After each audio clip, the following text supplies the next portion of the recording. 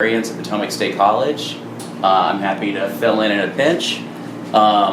This is not your regularly scheduled programming in terms of history, so we're going to talk a little bit about natural history. Primarily the impact of the age of misinformation and AI on our understanding of natural history and how it affects different work that we're doing. So I apologize in advance if any of the slides are difficult to see. I can slow down at any point. I'm going to kind of crank through so I can get more to questions and discussions, because I think that the problem of misinformation and AI, typically when I've given versions of this talk before, are what ends up taking up most of the time. So, all right. So real quick, when I don't have my librarian hat on, I do work in natural history and paleontology. I had the good luck during the pandemic to connect with a colleague, Dr. Ryan Schell, who is with a shark researcher and geologist with the U.S. Forest Service. We ended up taking a look because it was during the pandemic when you literally couldn't go anywhere, couldn't do any kind of like major research and collections or anything like that, that we started looking at historic examples of weird range occurrences of different kinds of really charismatic animals. And one of the first ones that we looked at was the instances of bull sharks and their incursions into the upper Mississippi River basin. So we were very curious of kind of the like who, what, where, and why that this had happened. There's a very notable, and so it is ultimately culminated in a paper that we published in 2021.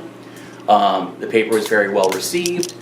It's let us connect with other people, and while this paper and another paper I'll talk about briefly later, we haven't really done much with bull sharks since then. We have been collecting data on other natural history occurrences, using a lot more newspaper records and things like that. But bull sharks were a really interesting test case, which opens the question of why bull sharks. So if you can kind of see here, there's a really famous 1937 occurrence of a bull shark being caught in a fishing trap near Alton, Illinois. Now, I don't know how many of you all are familiar with where Alton is, but it's not super close to the Gulf. It is about 2,800 kilometers along the river from the mouth of the Mississippi. It's 18 miles north of St. Louis, Missouri. So we're talking extremely far inland. But one thing that we did note is by the time which this occurrence had happened, Lock and Dam 26 was already under construction. That's one of the dams down around St. Louis. So there should have been a significant barrier or an impediment, but the whole dam system wasn't fully operational until 1953. We don't know how, let me stop back here. So as you can see, these two gentlemen, it was a widely circulated photograph in national news. They basically showed off the shark quite a bit around their community. There's no reason to have thought that this was brought in as a hoax. At the time, for it to have been able to have been brought in that quality would have been really difficult and challenging. Because again, remember, they're more than 2,800 kilometers inland. So for it to still be in great condition makes it suggest that it really was in fact caught there locally. So this is a really odd occurrence. That, as far as we knew up to that point, has never happened again. We kind of wondered what are the influencing factors on this.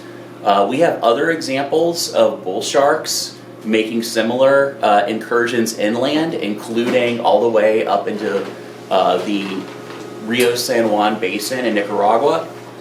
They're moving in, I'm trying to see if I've actually got the numbers there because it's been a while since I've looked at that.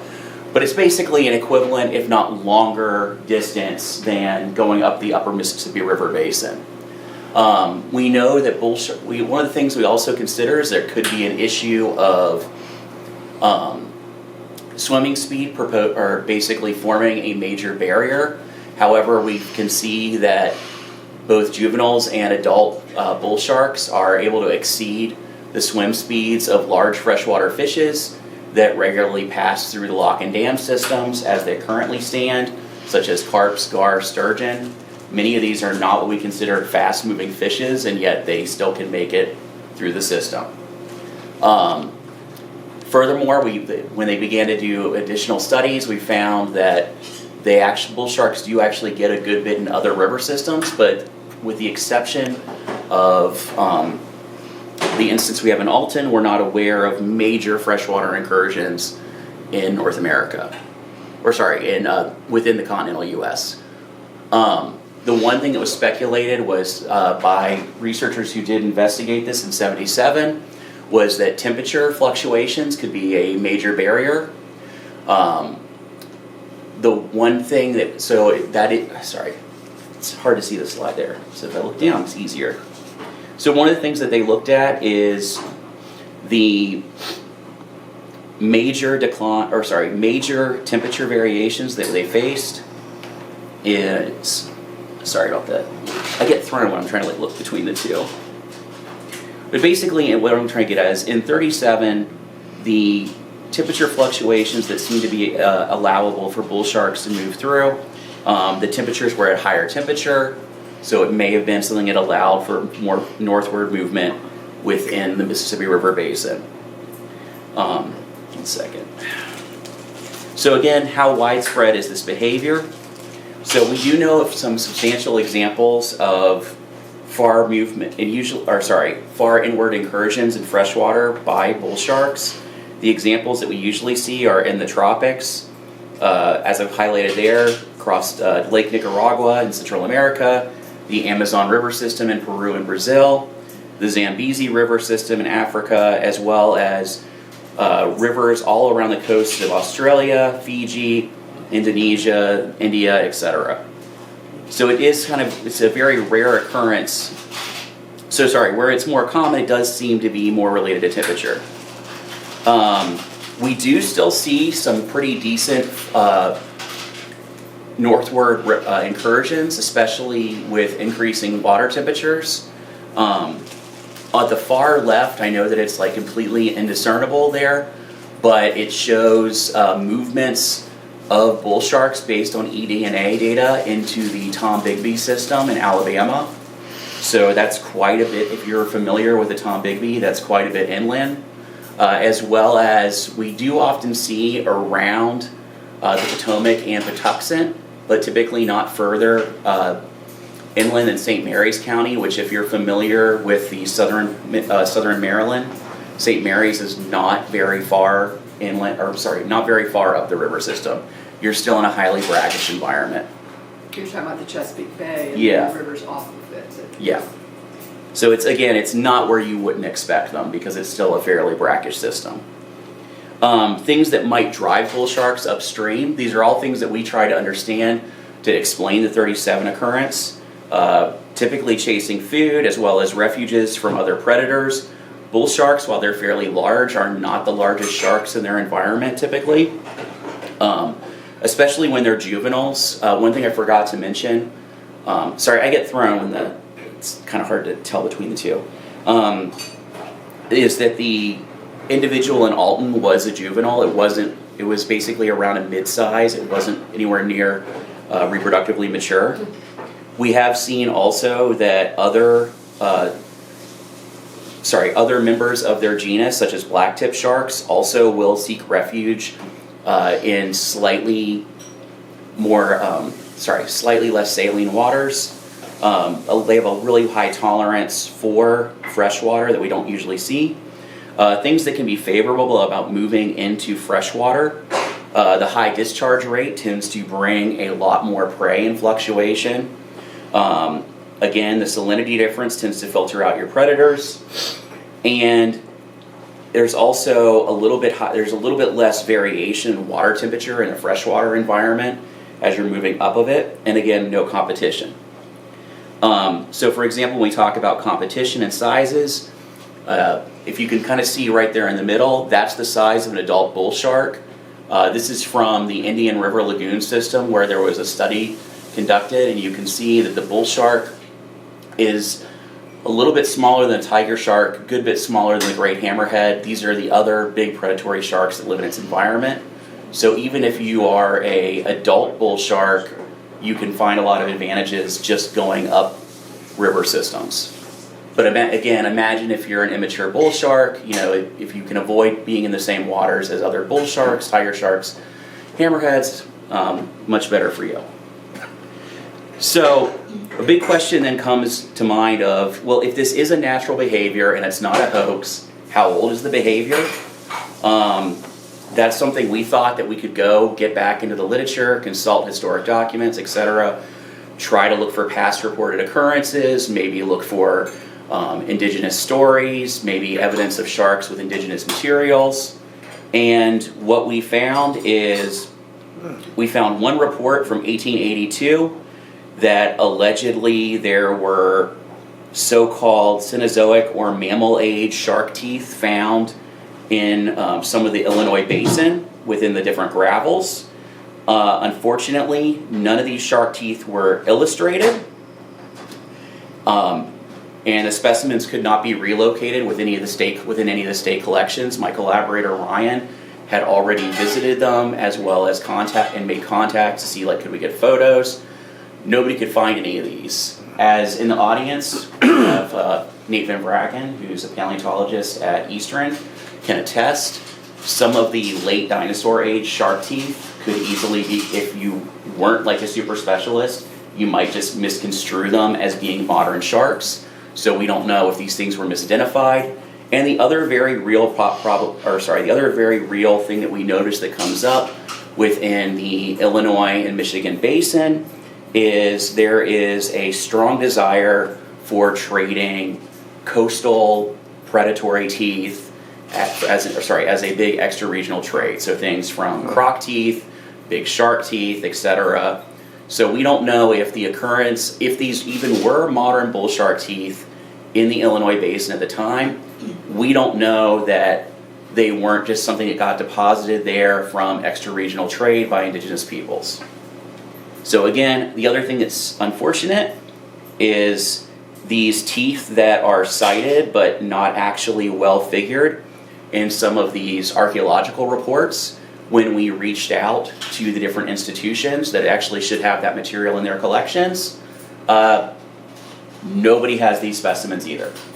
So we couldn't actually get a hold of any photos or anything of any of this material to try to verify the identification of this material as bull sharks. So we have no way to know if the behavior is a natural behavior of moving upward within the upper Mississippi River Basin system. We really don't have a way to trace back how old. So in summary, what we do know, at least about bull sharks, or what we came away with understanding at the time in which we submitted our 2021 paper, we still could basically sit and say that they regularly use ocean-connected freshwater riveries and estuaries, sometimes with extreme upriver incursions globally.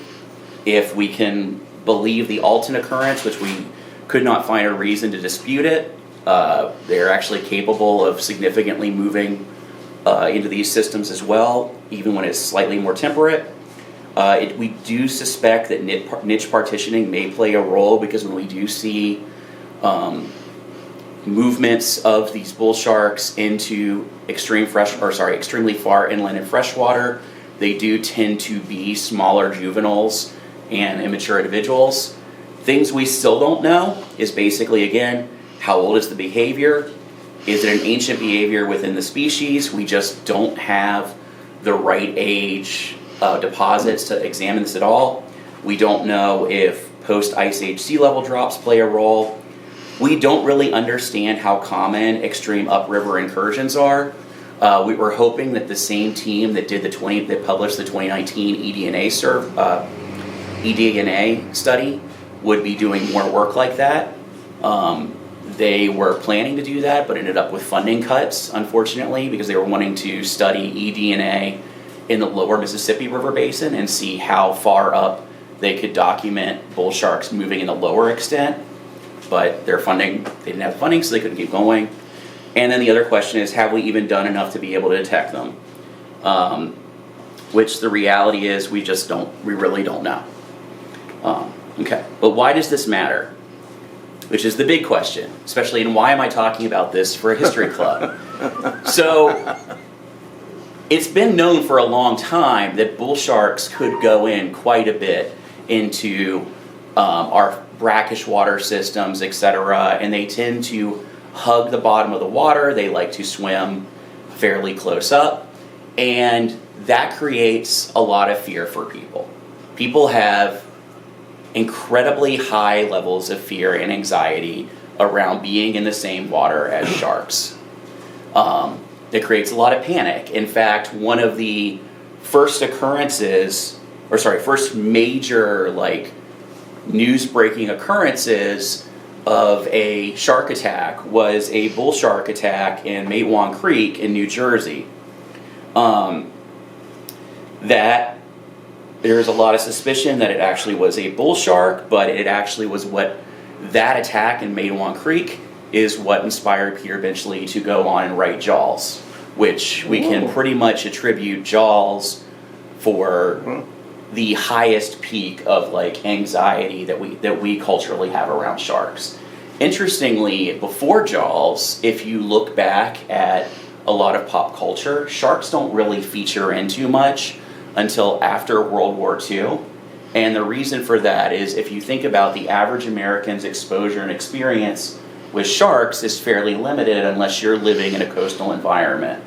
With World War II, we had a substantial number of servicemen deployed into the Pacific, especially around tropical waters, that actually got to be much more up close and personal about sharks. This is around the time when you start seeing sharks start to show up in more of your pop culture material. From, I'm sure you all are familiar with the pulp magazine type stuff of outdoorsmen, the really sensationalized stories, things like that. You start seeing sharks appear there, and it makes sense because it's actually something they could be familiar with. It's kind of silly that we have so much anxiety though around shark attacks, because when we look in terms of shark attacks that have ever happened, bull sharks are, when we look at the International Shark Attack File, at least by 2017, there have not been more than 100 attacks by bull sharks. Great white sharks are pretty much the biggest culprits for shark attacks. And again, these are not fatalities, they are just attacks at 314. By contrast, lightning strikes result in 2,000 deaths annually around the entire globe. Car accidents result in 38,000 deaths annually around the United States. And more than 95,000, and since we're in a coffee shop and not a bar, I can say this one, 95,000 deaths per year occur annually in the United States related to drinking alcohol. Any from coffee? It's more dangerous to have a beer than it is to swim with a shark. Swim in the ocean. Yeah. Now, I mean, obviously, yeah. So this brings us to some questions of how do we deal with how much information or misinformation is out there, and we're going to talk in a second about why this actually matters. So one of the things I just kind of want to bring to your attention, and I'm going to demo some of this in a little bit, is there are tools out there for figuring out if information is true or false. We're all guilty at some point of sharing misinformation, whether on social media. We've all done it. I'm willing to raise my hand and say it's happened. I'm not going to make anyone else embarrassed. So things to think about before we just start randomly sharing things. We have a couple different strategies. I'm going to bounce and I'm going to talk about some examples of how I've even used those in our work that's continued on to address trying to examine shark hoaxes. One of the big ones is reverse image searching. It's a little bit more technical, but you can if you see an image shared, you can look it up and try to and you can put it into these reverse if the image has been brought up somewhere. Fact-checking sites such as Snopes, factcheck.org are really helpful, but in general, I really encourage people to think before they reshare. And by think, just this acronym is the information that I'm going to share true? Is it really helpful? Is it inspiring? Is it necessary information to reshare? Is it benefiting anybody by putting it back out there? And is it kind? So, a case in point of how I've used some of these tools. After our paper came out in 2021, I was sent this picture by an individual who was adamant that this bull shark that was hooked had been taken by a friend of a friend, and that it was in the Mississippi River along eastern Iowa.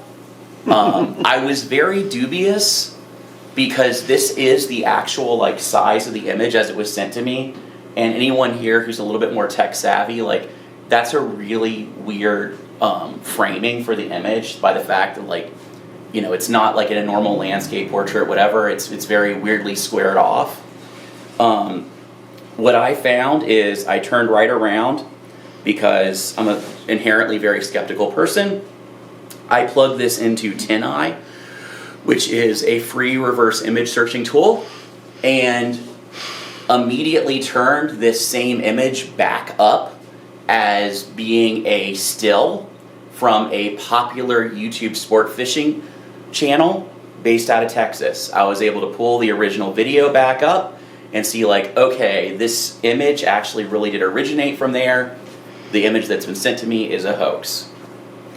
The amount of time it took me to do this was like less than a minute. So the site used is called TinEye? Yep. TINEYE? Yep. Yep, and I'll show that in a little bit too. It's super easy to use. You just download, if you're on a computer, save the image that you're seeing on social media, re-upload it there. It will try to search it. We run into problems now with AI, but I'll talk about that in a second. So looking again, some other cases of where we see this like perpetual anxiety around sharks and bull sharks.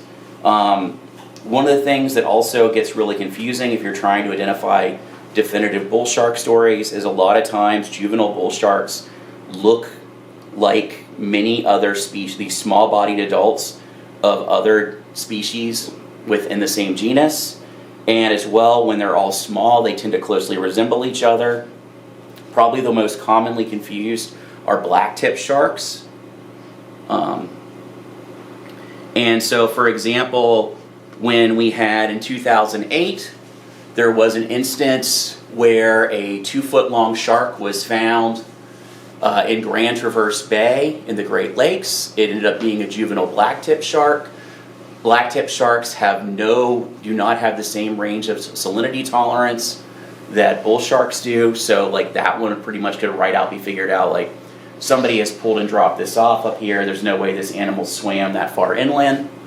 In 2017, there was, the graininess of this works is about how it looks. There was a video uploaded and a person tried to assert that this was a bull shark swimming in one of the Great Lakes, with the one that's off of Chicago. It was in fact just driftwood.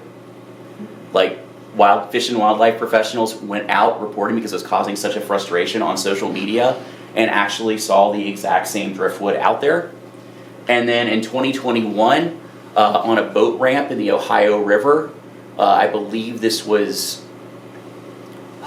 near Ironton, there was a shark head that was dumped that was in fact a bull shark head, but a woman did come forward and admitted that it was a hoax, that she had dropped the shark head there. She wasn't trying to create a hoax, she was just trying to get rid of, she bought it, she thought it was cool, ended up finding this really smells bad and wanted to get rid of it by throwing it into the river, where it then washed up on the boat ramp. So again, but each of these times that these cases came up, there was significant social media, resharing, perpetuating of this hoax, perpetuating of the fear around could bull sharks be swimming in the water. In 2019, there was an example in the Ozarks, in the Missouri River. Allegedly, there was supposed to be now those of you who have seen Jaws will know why this was a hoax immediately. An angler named Martin Brody had supposedly caught this giant bull shark on the Osage River. And interestingly, when the image that was looked at to accompany the two different stories that ran on it, it was never the same. It was not the same background, nor was it the same angler. It was basically the Missouri Department of Conservation looked into this, straight up hoax. So again though, this did get a lot of traction on social media for several weeks before the Missouri Department of Conservation got into the story. One of the ones that is the most persistent is there is a story that originated in 2006 on a Florida Homeowners Association website where basically they had like, I mean, I know if I talk to my students about this, they're gonna be like, what's a bulletin board? But like those of you who still have used the web back in the day are familiar with like a forum, things like that. Somebody posted, "Shark tales no more, live shark caught in Minnehaha Creek in Pepin, Minnesota, near Minneapolis." Anyone who has some sharp eyes there, maybe one of our younger people here, can you see the date under the article title? I can see it. It's April 1st. April 1st. So this was an April Fool's joke. Apparently, the story claims that this 10-year-old girl brought 3 shark's teeth that she had found in Minnehaha Creek.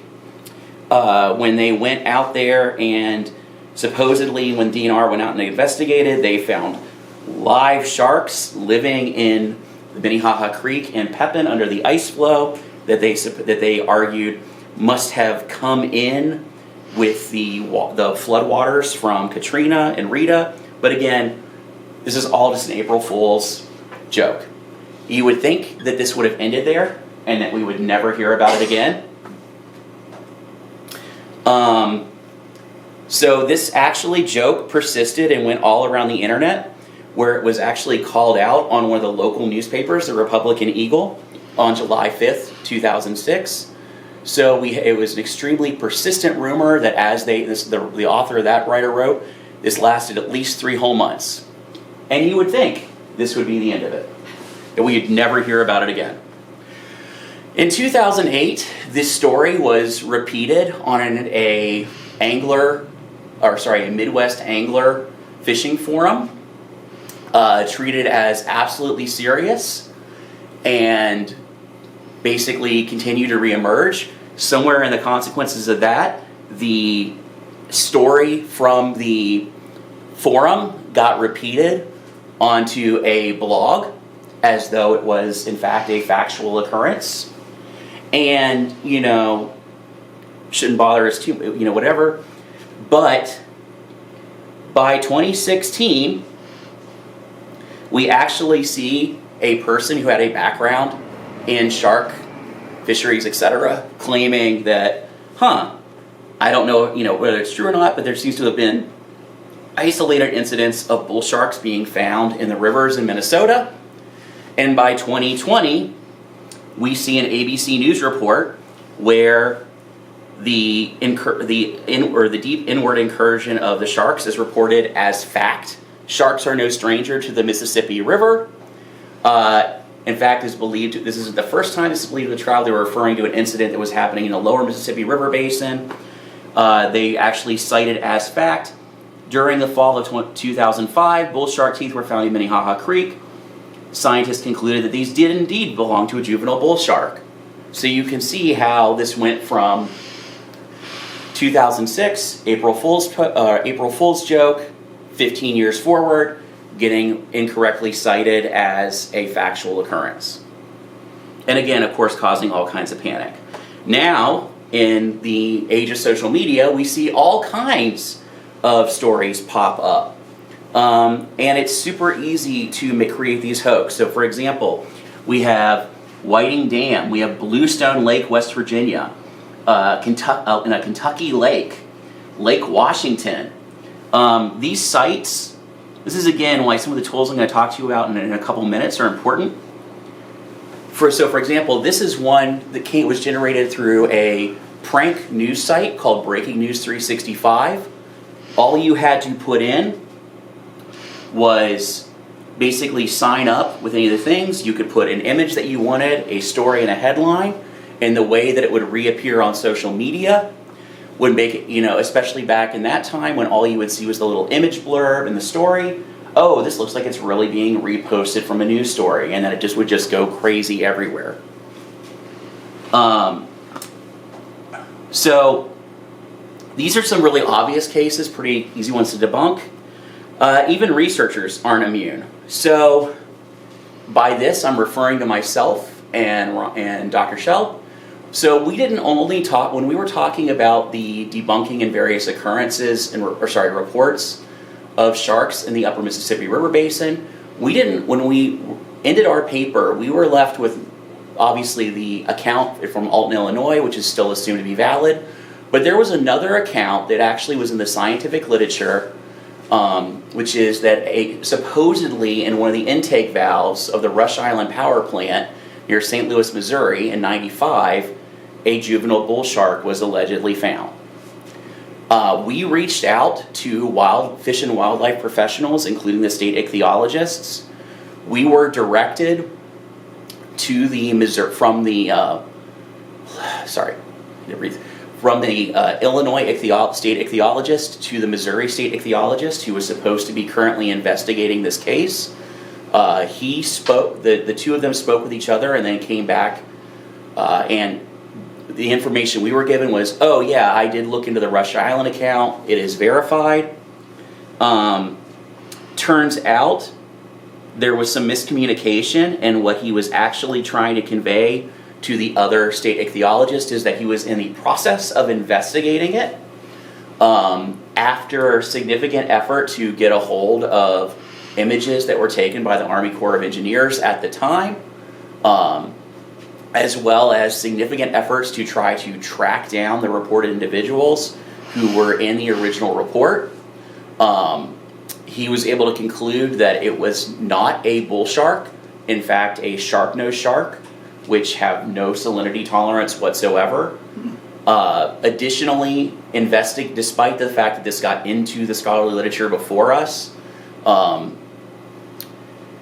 when he investigated things of like the mechanics of the power plant station, like there's no way for a shark or other fish to have gotten into that intake flow pipe without someone unscrewing it from the inside of the plant and putting it in there, because basically you just couldn't get through the grate system. So again, basically what we were able to find out, Rob Rubbick, who did this story, he ended up pressing and talking, finding one person related to the story, and was able to finally get information. He could never get a concrete answer, but he basically just got one answer that, well, I don't think it was a bull shark. It's unsurprising that Rob could never get very clear admissions one way or another, even though you would think like statute of limitations would run out.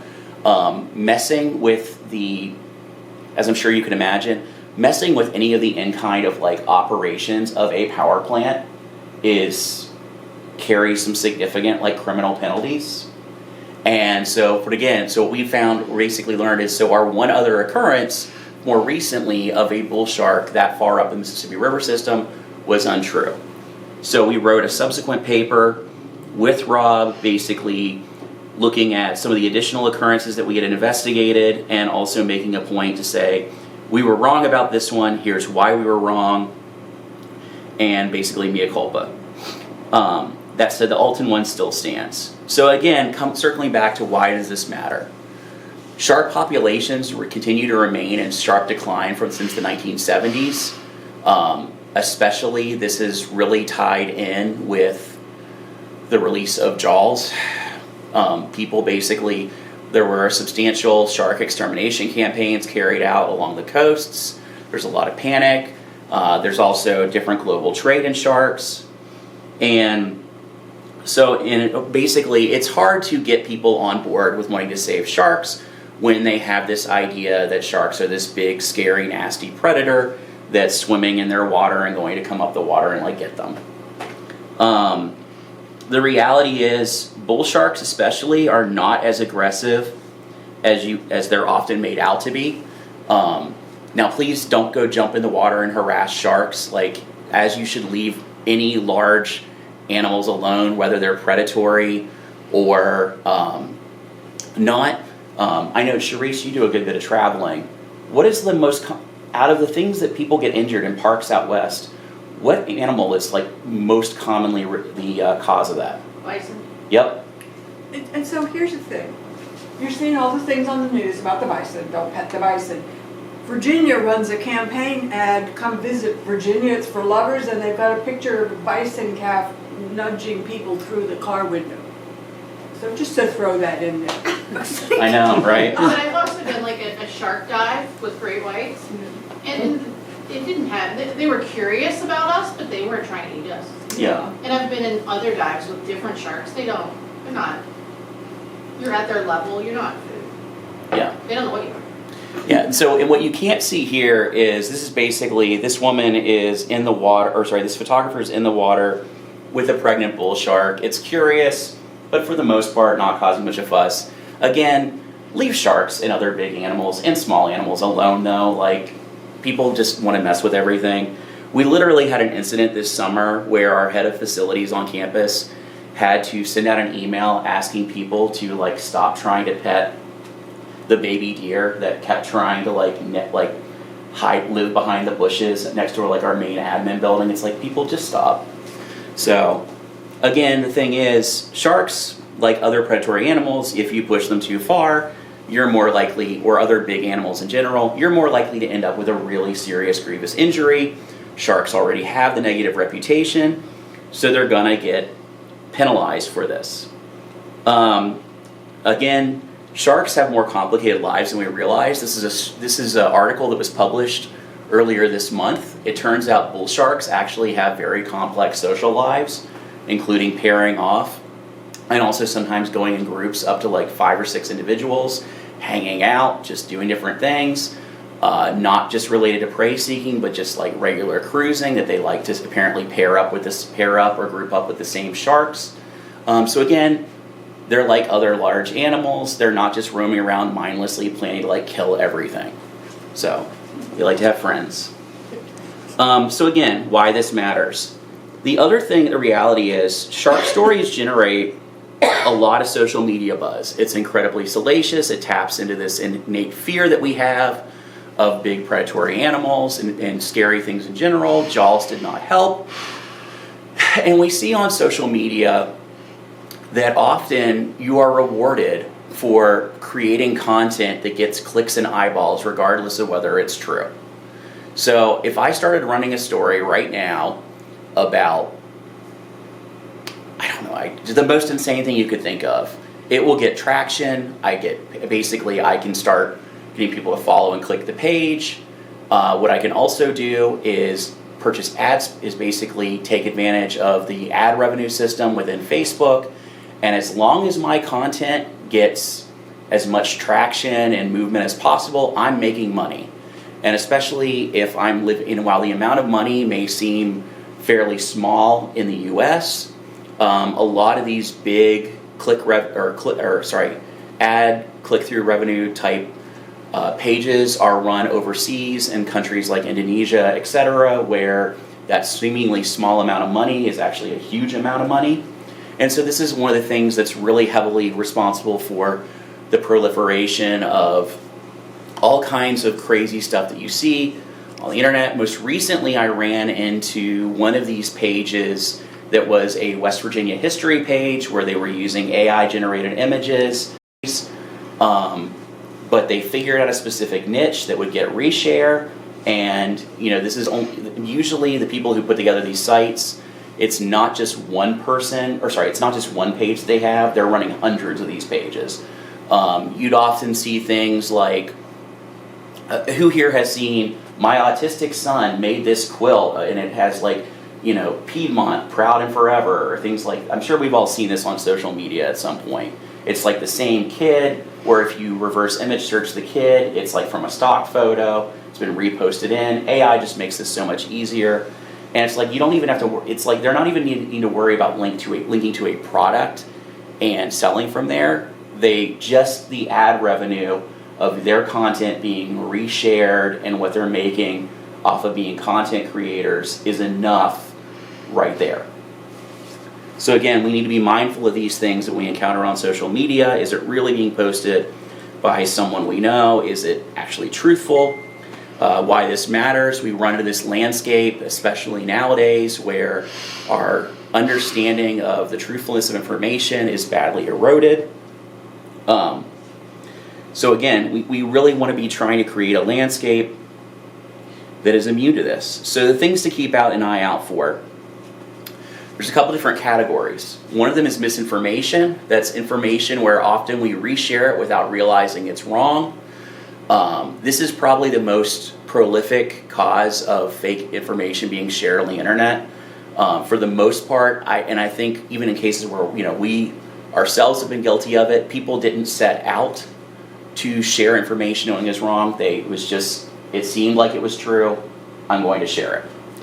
Or it seems like, well, if this could be true, I need to make sure other people see it. What this allows for is actors in the space of disinformation to benefit. This is where you have individuals purposely spreading fake information in order to mislead. There's lots of reasons why this can happen. You can see, there's been some examples where this has been used to negatively impact stock pricing, all kinds of things like that. You can run into situations of outright fabricated content, whether the website is a deliberate, meant to be a joke, or it's meant to mislead, websites, images, etc., and then manipulated content, where the source image may be real, but it's been altered in some way using Photoshop or another editor. So these are things to look out for. Some of these the manipulated content used to be easier to tell. Then you start to get people who are much better at Photoshop, but there's a whole other host of issues to run into. And the biggest one right now is AI. So misinformation is out there. This image from CNN is fairly iconic. Is anyone familiar with Tiananmen Square. Yes.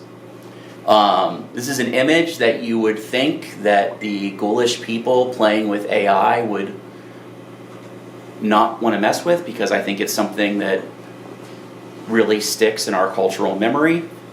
However, literally within the month of the first push-outs of easily available generative AI, people started circulating prompt-generated images of, for example, this guy taking his selfie at Tiananmen Square. Now, obviously, we can tell that, for so many reasons, why this would be fake. And again, this is an extreme case that I would hope everyone who saw this immediately thought it was fake, but it did get reshared a lot. So again, it's things that, one of the ways in which we could tell in which this was fake, one, you can see from the original image, the spacing of the lines in front of the tanks doesn't match up, the lights don't match up. None of this is, it's very easy to tell. Images these days are getting harder and harder with what you can do to manipulate with AI. We're basically, as I said, we're running into a case of there is an erosion of trust in the AI age, where we are prior to the AI age, we have relied so heavily on digital media as our means of sharing information, both for current events, for the news, as well as for history, and it's building what's being called a hesitancy to believe. So for example, when there were actual occurrences of a bull shark beaching in the Brisbane River in Australia, this is actually a fairly common occurrence. People were almost immediately calling this case just AI, that it was just being manipulated, that it wasn't real. So we've gone from where, there are incredibly salacious claims being made that are made up, to where something that's actually fairly commonplace is put out there, and instead it is called fake when it really wasn't. And so what we're ending up with is what Emilio Ferreira has called the generative AI paradox. The digitally created media is so common that society as large begins to just discount digital evidence as a whole, which ends up creating barriers for the acceptance of truth in everyday life, and has consequences for both democratic and economic institutions. And I think we can all think of examples where this has played out, where when we have had low certainty with or without AI and what information is being told to us and the impact it can have almost immediately on markets and everything else. I want to avoid being political, but we can just look at this past weekend and what happened with stocks. So what can we do? Because I've talked about and I've been really depressing. Like, I can tell Nate is over there and he's completely bummed out by all of this. Like, this just makes it feel like everything is hopeless, like how can we trust anything? So I'm going to talk about a strategy, and this is what I've been teaching our college students for nearly a decade, and it's called SIFT. And what SIFT asks us to do is 4 basic things. Now, usually with the college kids in the freshman classes, I only talk about stop and investigate, and Nate's over there because, like, he's had me in classes before. He's like, I've heard this a million times. But the number 1 is stop. We're going to talk about what that means.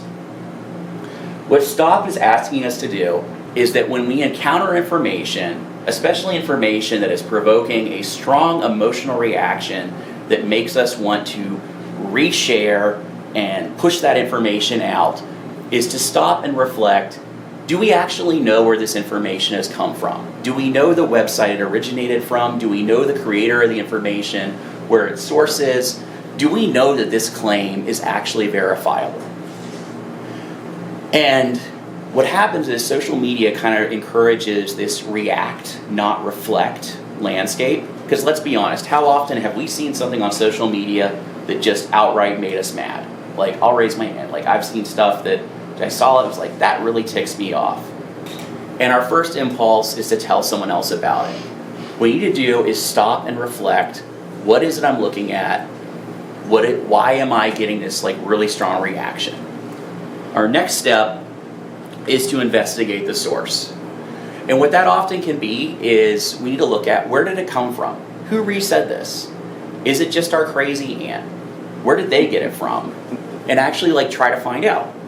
You know, because there's a lot of and so in the past, I used to tell students about vertical reading. You know, you'd actually go out onto the websites and look for the top of the pages, things like that. This worked well and good, but the reality is nowadays I tend to encourage students to use what's called lateral reading, so for example, if we took this approach and we went to a website like Natural News, now most of us have pretty good BS detectors, and we would look at this and say, I see a lot of stuff that might give me some major red flags about how truthful this source is. But in the past, when we talked about vertical reading, we would look at things like the About Us, what people would say about themselves, testimonials, etc. Does anyone know what one of the biggest problems with testimonials posted on a webpage are? They could be AI generated. You can make them up. You can make them up. There's nothing that said, like, how do we know that Mike Adams is accurately pulling these testimonials? You can put anything. Is he going to put testimonials that say Mike Adams is a liar? Probably not. Don't sue me, Mike Adams. Anyway, so the strategy that I usually encourage students to do is a little bit of a lateral reading trick, and that is to do things like, you see the source of it, and this could be the name of the website, this could be the name of the social media creator, etc. Just type their name into your preferred search engine, and with the term Wikipedia, if they are someone who has a really positive reputation, for the most part, there's a high likelihood that there will be a Wikipedia article about them with context and information around them. And conversely, if they're incredibly disreputable to the point where they're like renowned for being unreliable, there's a good chance that they're also showing up on Wikipedia. If they don't show up at all, like, you need to do a little bit more legwork, but you might want to be more hesitant before you're just like, hey, I'm going to like blast this outrageous claim by someone that I can't even get like a bare minimum information on. And it doesn't have to just be Wikipedia. It can be things like, you know, I encourage students to do things like type the name of the author of a web page plus the name of the source, see what comes up. This tool is called lateral reading. And so basically we're looking at not as much trusting what someone says about themselves, because Again, people will say anything about themselves, but we can see what else is being said. So again, we see that name of that creator on social media who's reposting information. Take a second, plug their name into the search engine of choice. See if you can find anything about their background, like that actually makes them credible or not. If you can't, maybe you shouldn't reshare, like if you can't be sure. So, another thing we look at, this is another form of lateral reading. This is the F in SIFT. It's called find better coverage. And so, when we see a story, this especially comes up, you see a really outrageous story on social media. Instead of just resharing this really crazy story, and again, this also falls to history claims as well. You see some kind of thing said about someone in 1850. Well, instead of just blindly trusting this random social media page, take a second and try to see out of so for example, these are more for contemporary current events, but we have different entities that we might hopefully know and trust talking about different issues, or if it's things, with medical claims or such off, things like historically we would feel comfortable with the NIH or CDC. We might historically feel comfortable with the USDA or FBI for certain claims. But again, we're asking to look out and see, can we find these claims made somewhere else? And so this actually doesn't have to be super hard. You don't have to go and necessarily dig through all of these other websites to find the information. You can put a couple keywords from the story and then the name of the website, and that will usually, in most search engines, turn up results from those websites. So for example, if you wanted to find out, has this story been covered by the BBC? You don't have to necessarily dig through the whole BBC website. You could put keywords related to the story or incident, then type BBC, and then try to see, can you get any kind of coverage or reporting there? Again, this is something I just try to encourage people to do, just to slow down for a second and not immediately freak out. And now there are other tricks that you can use, such as in most search engines, like refining the age of the search results. There's actually a foolproof strategy for forcing it to come from one particular website or another. But again, this is a really easy trick that I usually find if you show it to college students, they can remember to do it the next year. The other thing to try to do is when we see a claim that's circulating on social media, try to trace the content to the original. If there's quotes, if there's a video or footage or things like that, take the time to see, can you actually find where this picture really came from? And this is especially true in the age of AI. If somebody took, for example, I see it so often, especially, there was a really good example of, in one of the West Virginia history groups, someone had shared all of these images supposedly from around Tunnelton of these coal miners coming through. Coal mining children coming up, and it was supposed to be a picture taken in the early 1900s. Well, one, it was colorized, but we see colorized images all the time. That doesn't mean it's necessarily wrong. But there were things that I noticed about it that I was it's very super saturated, things that for me are very common tells of AI. Increasingly, AI is going to get better, it's going to be harder to tell. But my first thought was, if this is an image they got from somewhere, it's doubtful that this person would be this unknown person who has no trail or trace anywhere is the first person to pull this image up. So my question was, where did the image come from? And so I did things like turning to TinEye, trying to reverse search the image, consulting many of the big image databases. I'm sure we're all familiar with West Virginia History OnView that the Regional History Center offers, that they have all these nice historic imagery pulled up. So again, I was trying to see, could I actually find an example of this image to go back? And so the one thing I was actually able to find was historic images of Tunnelton at the time. By no means did the image that was shown in this this photo, quote unquote, being shared on social media, looked nothing like Tunnelton at the time. So that was a big tell of hey, this is probably completely fabricated. But again, try to trace things back. A thing to remember Search engines, especially search engines like Google and Bing, what they often bring to you as the top, there is unfortunately now a tendency to push content that is not necessarily the best for your result, but it is the best for their ability to make money. So one example that was done, The Wire did an investigation, and they found that when you were trying to search for children's clothing, when they went under the hood and were digging into the searches, they found that Google was basically converting the search to Nikolai brand kidswear, who was their current person paying the most money. Sorry, the current company was Nikolai paying the most money for keyword conversion at the time. So instead of getting like what necessarily should have been the most relevant hits for children's clothing, what came up was the hit that would convert to the most money for Google. So it's things to think about when we're dealing with search engines. They can be black boxes. That can be a problem. I know a lot of people rely on large language models or generative AI as a searching and researching tool. These are struggling for monetization, much like search engines were years ago. We are already seeing big companies like OpenAI talk about how in their free tiers they're going to start pushing ads. I would not be surprised if they would start pushing specific content buyers to the top.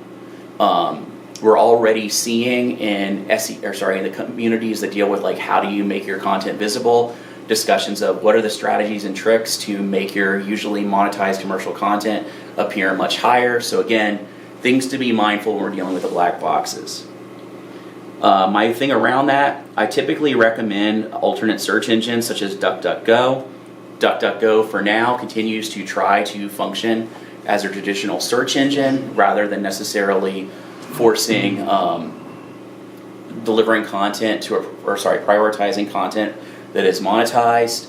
I'm not going to sit and say that DuckDuckGo will be fantastic forever, just that for right now, in the last 5+ years that I've been using it, I've been largely satisfied that what I'm typing in as my search, for my search is what I'm getting back out, and that I'm not getting stuff that is what helps them get a better monetary conversion on the results. So again, one thing that's unfortunate, when the last time I searched bull sharks, Mississippi River, and DuckDuckGo, I still ended up with a news story that came out even after our 2023 paper, incorrectly citing our 2021 paper of basically saying 2 instances of bull sharks coming up. I did actually reach out to those authors of the thing, and there is a correction, so it doesn't say that now. But again, it's a case of, just because it's the top result, what would the recommendations be here is if you saw this this article there, go and actually look at the study. What you would see if you went back to the publisher webpage, the 2021 article has a link to the 2023 article, and so you would be able to get up to more correct current information and find okay, it's not 2, it's 1 claims. So the key thing I just really want people to take away is spreading misinformation has consequences. We need to be mindful of what we encounter online, regardless of what we're looking for and what comes up in our search results. There's basically my number one recommendation is to apply SIFT to try to avoid being misled. Consider using alternate search tools. Okay, and this is usually where people have questions or want to see some of these tools in action. Can you go back to that bull shark chart on frequency? It's right back at the beginning. Sure, I can try to figure out which. It's the sine wave chart. I think it showed frequency of bull sharks. I'm going to see if I can put this back here and see if it helps too. Was it this one? Yeah. So that's not a chart of frequency. It's of the mean water temperature in 3 different river systems. You didn't have a correlation against the bull shark population then? No, because they're looking. This was a study that was done in 1977 that we cited. Again, they're looking at a single occurrence of a bull shark far away from other populations. The studies that would really help include tracking studies, eDNA, etc. All of the funding for these is substantially cut. One of the other problems that we find is it's mostly the juveniles that seem to do more inward migrations into river systems, and they're not usually what are getting tagged in tracking studies. It's usually adults. So the adults are not usually the ones moving upstream. So if we really wanted to understand this behavior, we probably would have to, people who were tagging would have to go after like 1.5 to 3 foot bull, like juvenile bull sharks. The other question was, I've signed up for the DuckDuckGo AI because I think they use 3 or 4 different AI platforms for it. Do you have an opinion on that? I will always be extremely skeptical of the outputs from any large language model. Some of the other models that they had available in there seemed to be something other than large language. I think there was like at least 3 and maybe 4, I forget. They're all large language models. No, large language. What does Yeah. that mean, large language model? So basically, they're trained on large bodies of text, and what ends up happening is, for the information you're prompting or putting in, it's trying to deliver results that are based on the frequency of occurrence for it. And so basically, you'll have this chain. I'm going to explain this really poorly, but you'll have this text that's expected to be predicted by frequency. It will then continue to fill out the text. It's a bit complicated. It's a bit more complicated to explain than I feel comfortable getting into. But it's not necessarily. It's not the same as like when you're using a traditional search tool and it's pulling back the exact information that you're seeking, where it's usually just a brute force looking for, can you actually recover the search phrase, et cetera, that you're pulling out.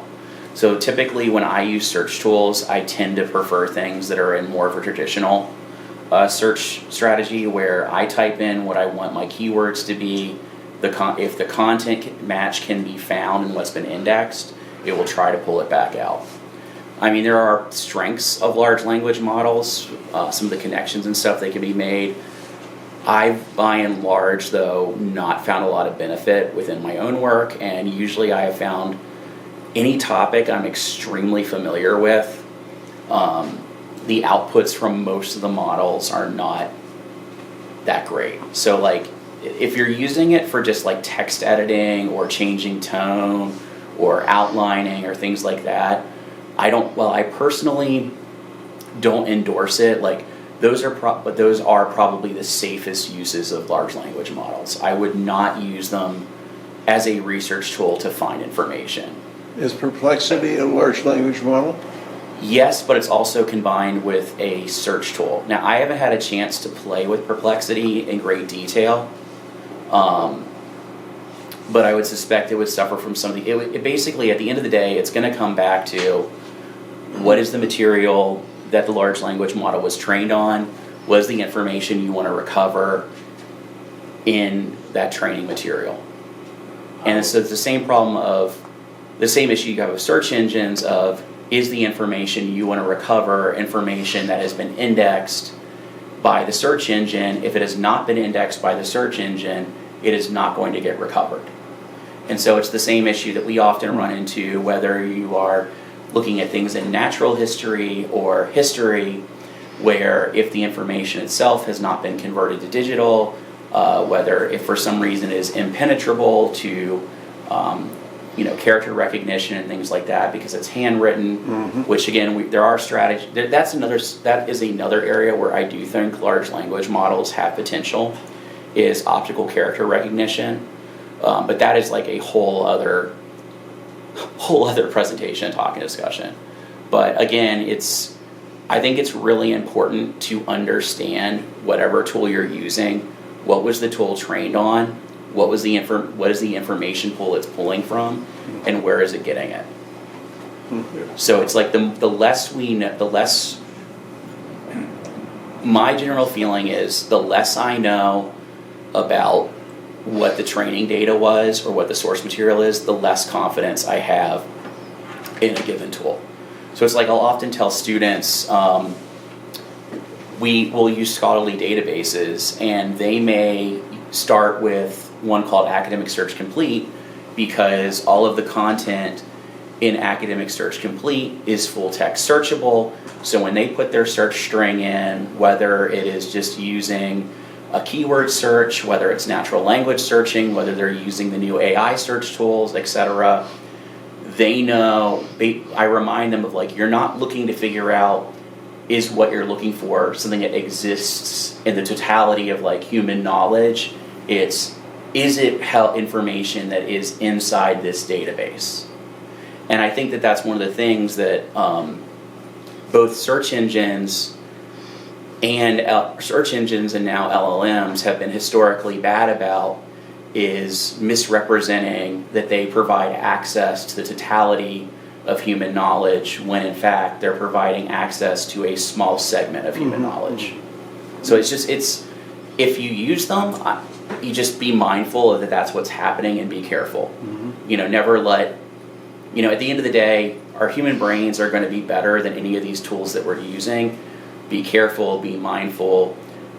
Don't fall into the trap of, just like in a history club, if someone said, well, I looked on Google and I couldn't find it, we'd be like, well, that's not the end of your search. If someone said, I used this LLM or other tool and it said this information, we would go back to SIFT. It's, where did the claim come from? When we go back and look at the actual, let's pull up the source that the LLM is claiming this information is from. Does it actually say what the LLM said? Was it misinterpreted in some way? I think that's one of the biggest frustrations for me, is that as someone who is searching and dealing with information, I frequently run into cases where I prefer to use a keyword-driven search, because if I'm going to have to go and pull up and check against the original information anyway, I'd rather just do that rather than let the LLM make the interpretation that I'm going to have to go and re-verify anyway. I sat down with the DuckDuckGo AI the other night, and in a period of 45 minutes, by asking the right questions, it completely designed an electronic circuit for me, down to the part numbers, the sources, the schematic diagram, the pinouts, and everything in 45 minutes. That would have taken me all day. It comes back to, if the training material You must have. for the LLM has the information you need, it can work. But again, you're having claims. So the key thing I just really want people to take away is spreading misinformation has consequences. We need to be mindful of what we encounter online, regardless of what we're looking for and what comes up in our search results. Basically, my number one recommendation is to apply SIFT to try to avoid being misled. Consider using alternate search tools. Okay, and this is usually where people have questions or want to see some of these tools in action. Can you go back to that bull shark chart on frequency? It's right back at the beginning. Sure, I can try to figure out which. It's the sine wave chart. I think it showed frequency of bull shark. I'm gonna see if I can put this back here and see if it helps too. Was it this one? Yeah. So that's not a chart of frequency. It's of the mean water temperature in 3 different river systems. You didn't have a correlation against the bull shark population then? No, because they're looking. This was a study that was done in 1977 that we cited. Again, they're looking at a single occurrence of a bull shark far away from other populations. The studies that would really help include tracking studies, eDNA, etc. All of the funding for these is substantially cut. One of the other problems that we find is it's mostly the juveniles that seem to do more inward migrations into river systems, and they're not usually what are getting tagged in tracking studies. It's usually adults. So the adults are not usually the ones moving upstream. So if we really wanted to understand this behavior, people who were tagging would have to go after like 1.5 to 3 foot bull, like juvenile bull sharks. The other question was, I've signed up for the DuckDuckGo AI because I think they use 3 or 4 different AI platforms for it. Do you have an opinion on that? I will always be extremely skeptical of the outputs from any large language model. Some of the other models that they had available in there seemed to be something other than large language. I think there was like at least 3 and maybe 4, I forget. They're all large language models. No, large language. What does Yeah. that mean, large language model? So basically, they're trained on large bodies of text, and what ends up happening is, for the information you're prompting or putting in, it's trying to deliver results that are based on the frequency of occurrence for it. And so basically, you'll have this chain. I'm going to explain this really quickly, but you'll have this text that's expected to be predicted by frequency. It will then continue to fill out the text. It's a bit complicated. It's a bit more complicated to explain than I feel comfortable getting into. But it's not necessarily. It's not the same as like when you're using a traditional search tool, and it's pulling back the exact information that you're seeking, where it's usually just a brute force looking for, can you actually recover the search phrase, et cetera, that you're pulling out. So typically when I use search tools, I tend to prefer things that are in more of a traditional search strategy, where I type in what I want my keywords to be.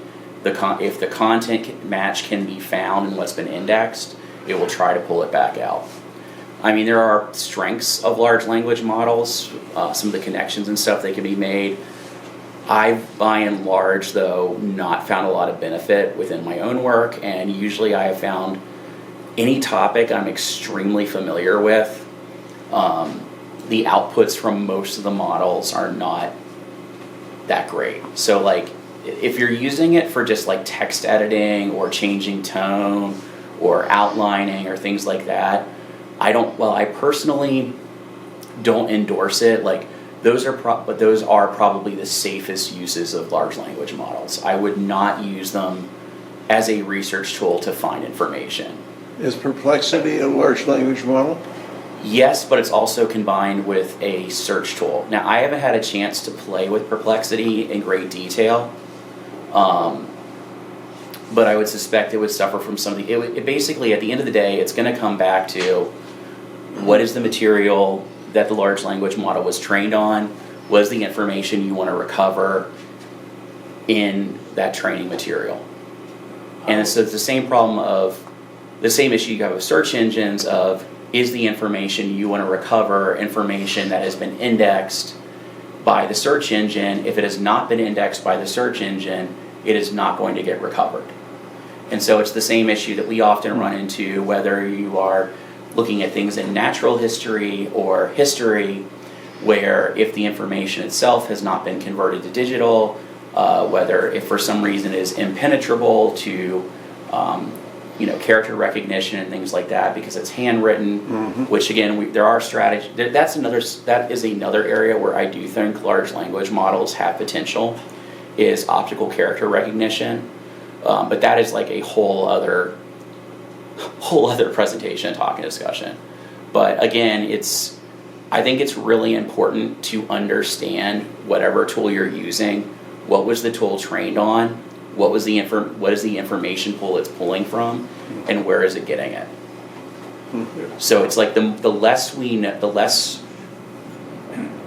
My general feeling is the less I know about what the training data was or what the source material is, the less confidence I have in a given tool. So it's like I'll often tell students, we will use scholarly databases, and they may start with one called Academic Search Complete because all of the content in Academic Search Complete is full text searchable. So when they put their search string in, whether it is just using a keyword search, whether it's natural language searching, whether they're using the new AI search tools, etc., they know, I remind them of, like, you're not looking to figure out is what you're looking for something that exists in the totality of like human knowledge It's, is it information that is inside this database? And I think that that's one of the things that both search engines and now LLMs have been historically bad about, is misrepresenting that they provide access to the totality of human knowledge when in fact they're providing access to a small segment of human knowledge. So it's if you use them, you just be mindful that that's what's happening and be careful. Never let, at the end of the day, our human brains are going to be better than any of these tools that we're using. Be careful, be mindful. Don't fall into the trap of, just like in a history club, if someone said, well, I looked on Google and I couldn't find it, we'd be like, well, that's not the end of your search. If someone said, I used this LLM or other tool and it said this information, we would go back to SIFT. It's, where did the claim come from? When we go back and look at the actual, let's pull up the source that the LLM is claiming this information is from. Does it actually say what the LLM said? Was it misinterpreted in some way? I think that's one of the biggest frustrations for me, is that as someone who is searching and dealing with information, I frequently run into cases where I prefer to use a keyword-driven search, because if I'm going to have to go and pull up and check against the original information anyway, I'd rather just do that rather than let the LLM make the interpretation that I'm going to have to go and re-verify anyway. I sat down with the DuckDuckGo AI the other night, and in a period of 45 minutes, by asking the right questions, it completely designed an electronic circuit for me, down to the part numbers, the sources, the schematic diagram, the pinouts, and everything in 45 minutes. That would have taken me all day. It comes back to, if the training material You must have. for the LLM has the information you need, it can work. But again, you're having to know, is the training material in there? And the more, that's one of the topics I think that, if we think about what is publicly available, I would be unsurprised by that, because it's data that could be accessed pretty readily. I was surprised how good a job it did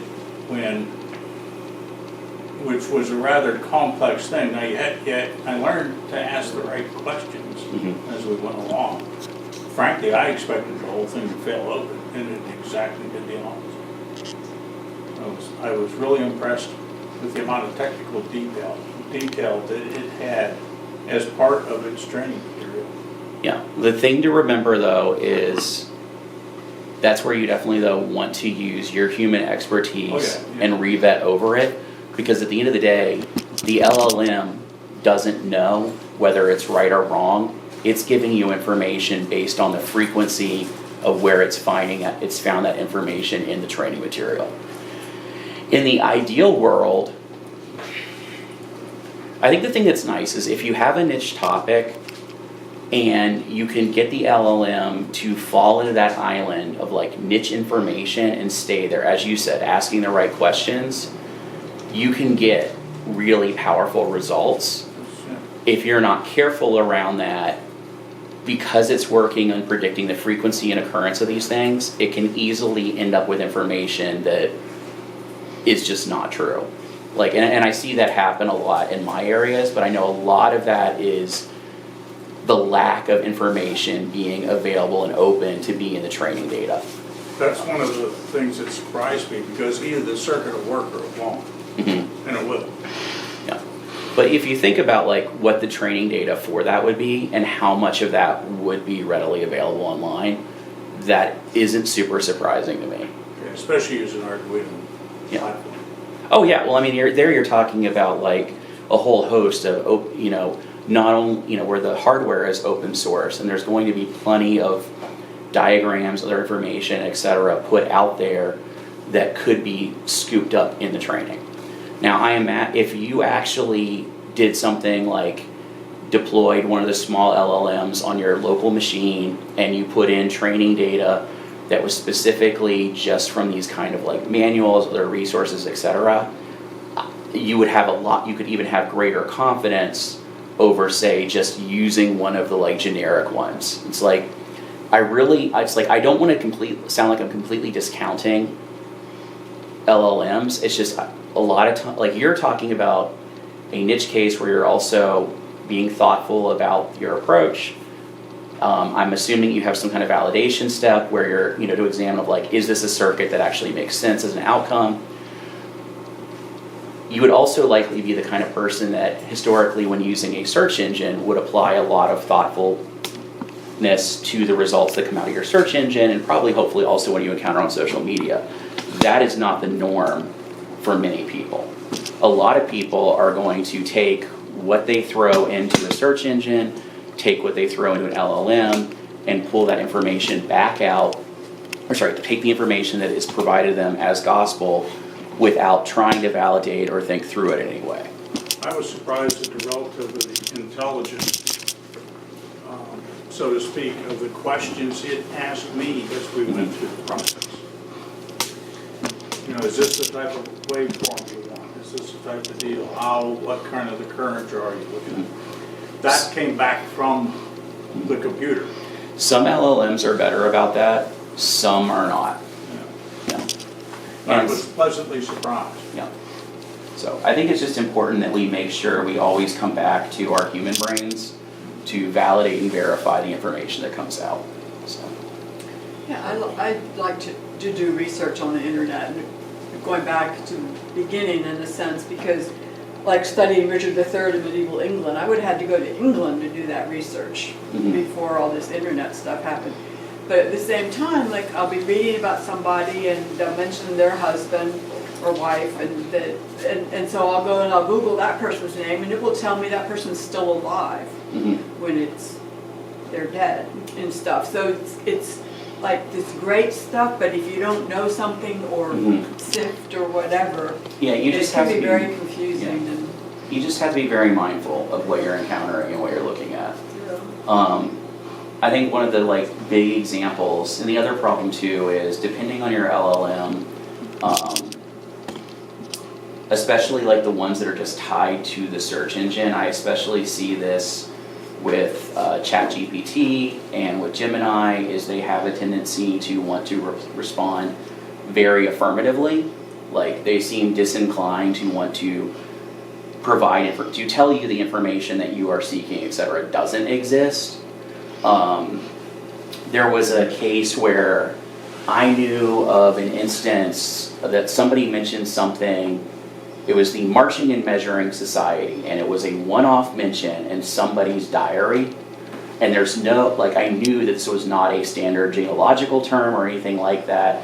And I asked OpenAI, what is the Marching and ChatGPT, what is the Marching and Measuring Society? I did the same thing with Gemini, and both were doggedly insisting that these were professional geological groups related to measuring stratigraphic sections and going out and doing the work. And it's again, it's just important to be thoughtful about what the outcome, what the output we're getting. And it's one of those things where if you didn't know that was the case, obviously you're going to push for references, and things like Gemini, Perplexity, etc. are better now about providing sourcing that you can go back and check. I still find a pretty high error rate, especially when I've used Gemini, where I go back and I look at the source material it came from. I was I do not see this in the original source, or it's a misinterpretation of this term appeared in one place, now it's taking it from another place, and it's pushed the two things together. I'm not saying that all LLMs are bad or unreliable. I just encourage that we should always approach any kind of information we encounter with this, whether it's human created, whether it's AI created, etc., with a level of skepticism. The same way we would if you all being interested in human history, if you see something reported or stated in a diary, you don't immediately take that as gospel, right? You triangulate, you look for other sources, you look for other claims. Treat what you see coming off a search engine or coming out of an LLM the same way. So, okay. Thank you. Thank you for having me. Yeah. So. Yep. Was happy to fill in. What would they have gotten if